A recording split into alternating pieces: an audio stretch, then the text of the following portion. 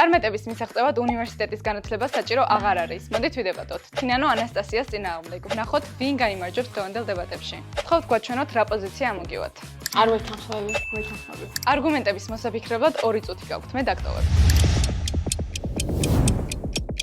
პირველი რაუნდი. მოვისმინოთ თინანოს არგუმენტი. თინანო, შენ ამისთვის 15 წამი გაქვს. თანამედროვე სამყაროში უამრავი წარმატებული ადამიანი არსებობს, ვისაც უნივერსიტეტი საერთოდ არ დაუმთავრებია. გარდა ამისა, ტექნოლოგიები და ინტერნეტი გვაძლევს იმის საშუალებას, რომ ცოდნა ყოველთვის ხელმისაწვდომი იყოს. თუ კოდირების სწავლა გინდა, ამისთვის YouTube ან ონლაინ კურსები არსებობს. შეგიძლია ფული მცირე ბიზნესით შეშოვო, ან უბრალოდ ინფლუენსერი გახდე.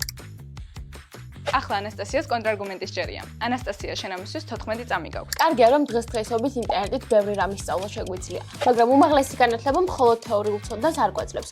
ასევე გვასწავლის კრიტიკულ აზროვნებას და დისციპლინას. მხოლოდ ტუტორიალებით პროფესიონალი ვერ გახდები. მეორე რაუნდი. მოვისმინოთ ანასტასიას არგუმენტი. დიპლომი დღესაც ბევრ სფეროში გჭირდება, მაგალითად სამართალში, მედიცინაში, ინჟინერიაში. თანაც უნივერსიტეტი პროფესიონალურ სტანდარტს მაღალ დონეზე აყენებს. უნივერსიტეტში ხვდები ისეთ ადამიანებს, რომლებსაც საერთო ინტერესები და მიზნები აქვთ, რაც კარიერულ წინსვლაში გეხმარება. ახლა თინანოს კონტრარგუმენტი სჯერია. კი, მაგრამ ყოველს არ სურს ექიმობა, მოსამართლეობა ან ინჟინრობა. უამრავი მეწარმე არსებობს, რომელმაც უბრალოდ გაბედა და რაიმე საქმე წამოიწყო.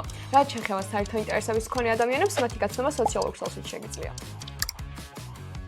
შენ უკვე ორივე მოდებატის არგუმენტები მოისმინე. გამარჯვებული შენ უნდა გამოავლინო. ეკრანზე მონიშნე იმ მოდებატის სახელი, რომელმაც შენი აზრით გაიმარჯვა.